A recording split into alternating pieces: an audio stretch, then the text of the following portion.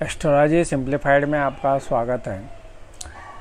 आज ज्योतिष सलाह में बात करेंगे कि कुंडली के कौन से भावों से क्या शिक्षा के बारे में जानकारी प्राप्त हो सकती है।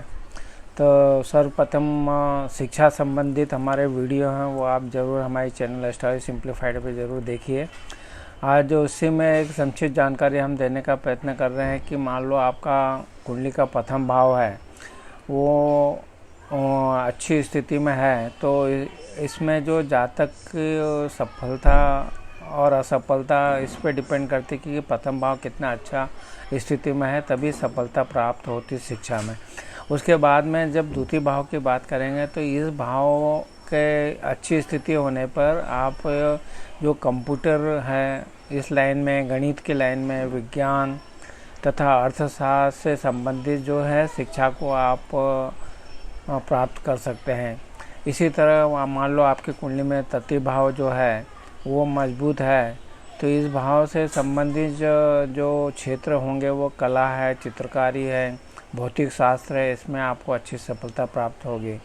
इसी तरह से आप चतुर्थ भाव की बात करेंगे तो चतुर्थ भाव जो है उसके जो विषय हो सकते हैं वो गृह विज्ञान है, मनोविज्ञान है, सिविल इंजीनियरिंग, कृषि इंजीनियरिंग, वाहन इंजीनियरिंग और वनस्पति शास्त्र, जंतु विज्ञान, भूगोल आदि जो विषय हैं वो चौथे भाव के बलवान होने पे आप उसमें शिक्षा प्राप्त कर सकते हैं।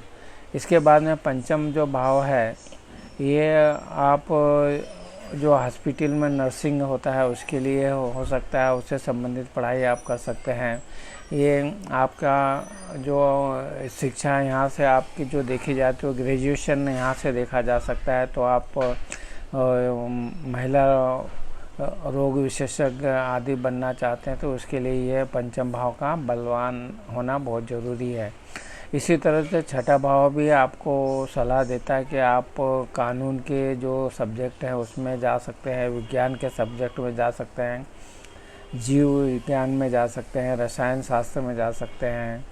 इसी तरह से सप्तम भाव जो है वो अगर आपका अच्छी स्थिति में है तो जो व्यवसाय का प्रबंधन होता है उसकी शिक्षा यहाँ से आप प्राप्त कर सकते हैं।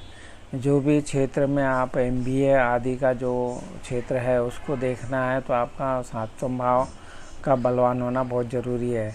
इसी तरह से कुंडली का जो अष्टम भाव होता है यहाँ से भी आप बहुत कुछ दे सकते हैं, क्योंकि ये आपकी जो पुरानी पद्धतियों की जो शिक्षा होती है जैसे होम्योपैथी है, आयुर्वेद है, इसी तरह का चिकित्सा विज्ञान में आयुर्वेद और होम्योपैथी ऐसे यहीं से अगर बलवान है तो आप इसमें जा सकते हैं। और पुरातत्व के जो विषय हैं उनको भी ले सकते हैं, इतिहास भी आदि की भी पढ़ाई के लिए अष्टम भाव का अगर अच्छी स्थिति है तो आप इस पद्धतियों में आप अपना शिक्षा ग्रहण कर सकते हैं। नवम भाव जो है जैसा धर्म का भाव है तो यहाँ से संस्कृत है, फारसी है, ये सब्जेक्ट जो हैं आप उसमें जा सकते हैं। इसके बाद में जो धार्मिक पढ़ाई है वो आप प्राप्त कर सकते हैं, दर्शन शास्त्र में जा सकते हैं। तो इस तरह से आप नवम भाव के बलवान होने पे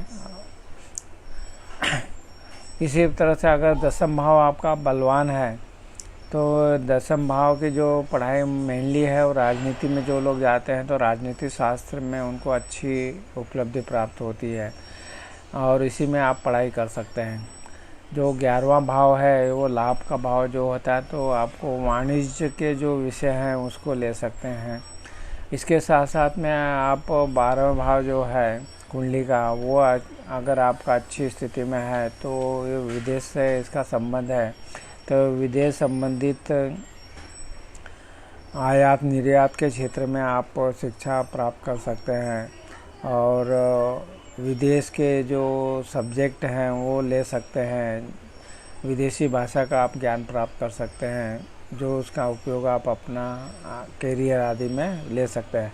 तो आज जो हमने जानकारी दी कि किस तरह से आपके जो कुंडली के भाव हैं वो अगर आपकी अच्छी स्थिति में है, मजबूत है, तो आप जो सब्जेक्ट हमने बताए हैं उनमें आप अपना पढ़ाई जो है आप कर सकते हैं। वो पढ़ाई आपकी ग्रेजुएशन से लगा के MBA और हायर एजुकेशन तक आप जा सकते हैं।